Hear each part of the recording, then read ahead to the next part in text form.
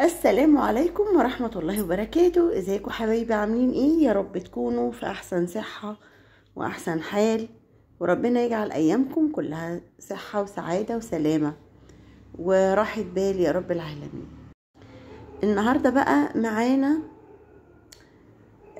كيكة بيتزا، بيتزا كيكة، بيتزا سايلة شوية، عجينة فطير، زي الفطاير كده متقطعة، معرفش زي ما تحسبوها.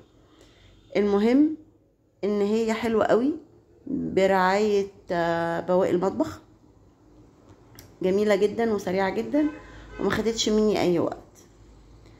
وشفتوا كده وانا بقطعها كانت طرية ازاي وحلوة جدا. يلا بينا نقول بسم الله ونشوف العجينة بتاعتنا او الكيكة بتاعتنا او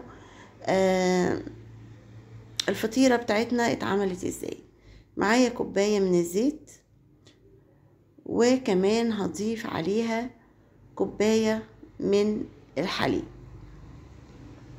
ده اول حاجة كده بسم الله. في السوائل، بصوا انا عايزة اقول لكم على حاجة. المقادير دي شيء اختياري بجد، مقادير الوصفة دي بالذات شيء اختياري، يعني اللي موجود عندك، وطبعا الكمية زي ما عندك. انتوا شايفين انا مثلا قدامكم حطيت 5 بيضات، انا كمان هزود عليهم بيضة. هتعملي ب2 هتمشي، هتعملي ب3 هتمشي، هتعملي ببيضة واحدة كله هيمشي. المهم تعادلي بقية السوائل مش اكتر على الدقيق اللي هتعمليه. فاهمة قصدي؟ يعني الليلة كلها في ايديكي، سواء البيض سواء الحليب سواء الزيت سواء الدقيق، كله في ايديكي. اللي موجود عندك هتضيفيه. انا ابتديت كده اضيف الملح والفلفل وشطة، وطبعا الشطة اختياري، وسنة بابريكا او معلقة حلوة كده بابريكا. انا ما ضفتش اي توابل اكتر من كده. برضو موضوع التوابل ده بيرجعلك حسب ما انتي بتحبي. تمام، انا ما زودتش في الشطة، لكن لو انتي حابة تزوديها بتزوديها. كده زي الفل. هنقلب السوائل كويس جدا مع بعض. يا ريت لو موجودة معايا لحد دلوقتي تصلي بينا على النبي كده وتذكري الله دايما وانتي بتعملي اي حاجة. اذكري الله. انا كمان حطيت معلقة خل لو خدتوا بالكم، وكمية الدقيق بقى اللي حباها. انا هنا حطيت حوالي 3 كوبايات من الدقيق، بمعيار الكوباية اللي انا كنت بعمل بيها حوالي 3 كوبايات. وقلبي قلبي يا عدلات زي ما يعجبك. انا هنا قلت لكم ان انا ضفت بيضة كمان، ادي البيضة الثابتة، وهضيف معلقة من البيكنج باودر، ونبتدي بقى ايه نضرب براحتنا،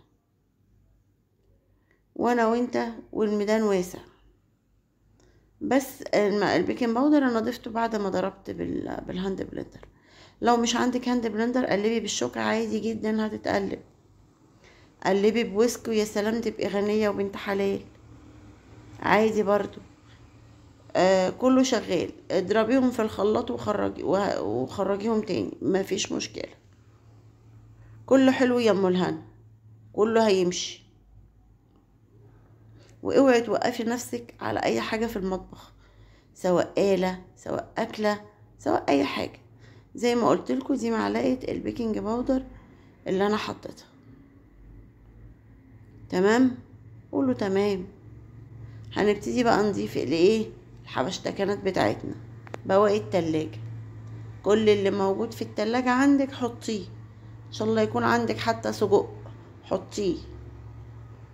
اي حاجة موجودة عندك في التلاجة حطيها، او حابة تعمليها باي نوع من الاكل اعمليه. يعني مش ضروري اللانشون، ممكن تعمليها ببيفي، ممكن تعمليها بتونة، ممكن تعمليها بسجق، ممكن تعمليها بقطع بيض، زي ما يعجبك اللي انت حباه اعمليه. ممكن ما تحطيش اي لحوم اساسا وتحطي شوية الخضار الحلوين دول. معايا فلفل الوان ابيض احمر واصفر واخضر، وطماطم مقطعاها وشايله منها كل السوائل، وشويه زيتون حلوين كده. زي ما قلت لكم هي تعتبر بيتزا، بس مش زي عجينه البيتزا اللي بنعجنها، تعتبر سايله شويه.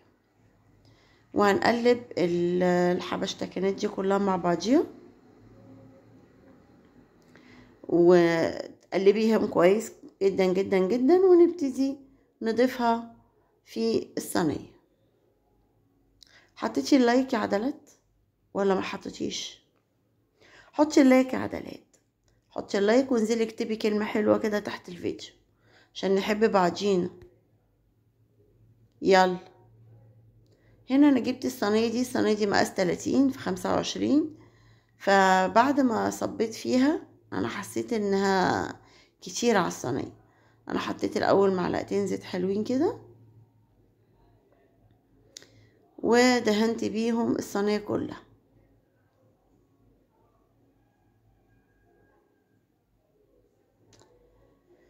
لا إله إلا أنت سبحانك إني كنت من الظالمين. اللهم يسر أمورنا جميعا يا رب العالمين. اللهم اشفينا واشفي مرضانا ومرضى المسلمين. زي ما قلت لكم أنا حطيت الخليط في الصينية دي، ورجعت لقيته كتير عليها، فرحت نقلة جزء من الخليط في الصينية الصغيرة. يعني الخليط اللي عملناه ده عمل صينية مقاس 30 وصينية مقاس 20. تمام؟ قولوا تمام، قولوا تمام، اعملوا اي حاجة مفيدة. انا هنا زي ما قلت لكم ان انا بنقلها في صينية تانية مقاس 20. اديها بقى ايه؟ موتزاريلا، موتزاريلا عشان ما حدش يقول عليها مش فاهماه. اديها بقى موتزاريلا زي ما انت عايزه. انا بصراحه حبيت ايه ازود في الموتزاريلا، وانا عارفه ان هي هتغطس جوه الفطيره. يعني كان ممكن تستني تشغلي عليها الفرن شويه وبعد كده تضيفي عليها الجبنه، بس بصراحه انا عجبني قوي شكلها كده. شايفين الصينيتين ما شاء الله حلوين وزي الفل. هيدخلوا الفرن، يخرجوا من الفرن ان شاء الله بألف هنا وشفا على قلبكم. جربوها جربوها جربوها. الوصفة دي حلوة جدا جدا برعاية بواقي المطبخ. مش عندك بواقي زي اللانشون او البيفي او اي حاجة من دي، ما تستعمليهوش. حطي الخضار بس، فلفل الوان واخضر واصفر واحمر، وحطي معاهم طماطم متقطعة بدون مية. وبألف هنا وشفا، ويا رب يكون الفيديو عجبكم، واشوفكم ان شاء الله في فيديو جديد.